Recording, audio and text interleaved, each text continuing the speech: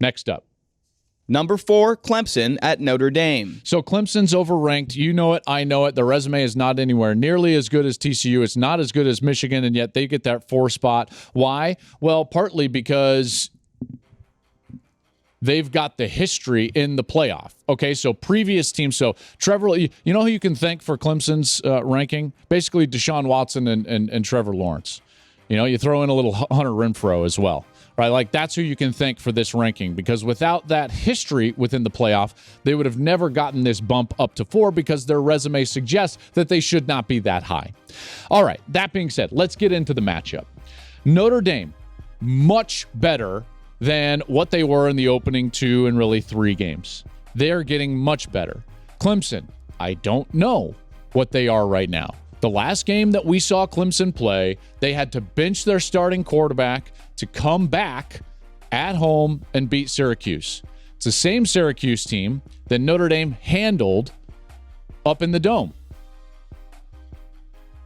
I think this game might be a little closer than we think. And guess what? Fox Bet agrees. Clemson only favored by 3.5. Why is that? Well, the trajectory of both teams might be changing a little bit here at the midway point, leaning into November in the season.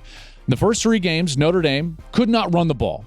And we knew that they were going to struggle throwing the ball because they're trying to break in a new quarterback. Then he gets hurt. Now they're in the backup quarterback. So they're a one-dimensional team, okay? They don't throw the ball very well. They're 106 in the country throwing it. So they've got to run the ball. Guess what? In the first 3 games, couldn't do it. Averaged 118 yards per game in those first 3, and in none of those games did they even average 4 yards per carry. So it was a struggle for them.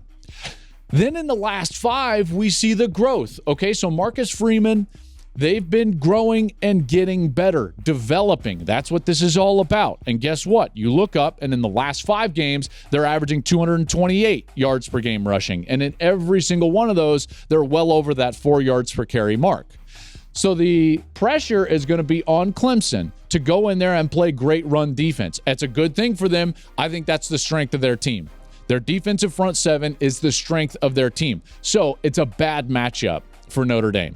It really is. Notre Dame is going to run up against a team that is 11th in the country in terms of yards per rush defense, giving up just under 3 yards per carry. Speaking of that Clemson team, the only team that really got them on the ground was Florida State, and that's partly because of the quarterback's ability to run the ball, Jordan Travis.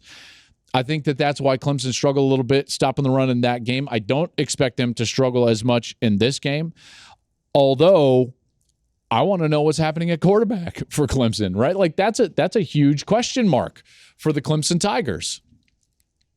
It's not blowing smoke or being hyperbolic to say that Clemson has an unsettled quarterback position.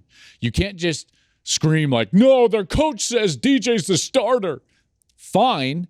He had to pull him to win a game at home. So it's unsettled. It's like the definition of unsettled. DJU needs to play better. There is some data that suggests that he might play well this weekend.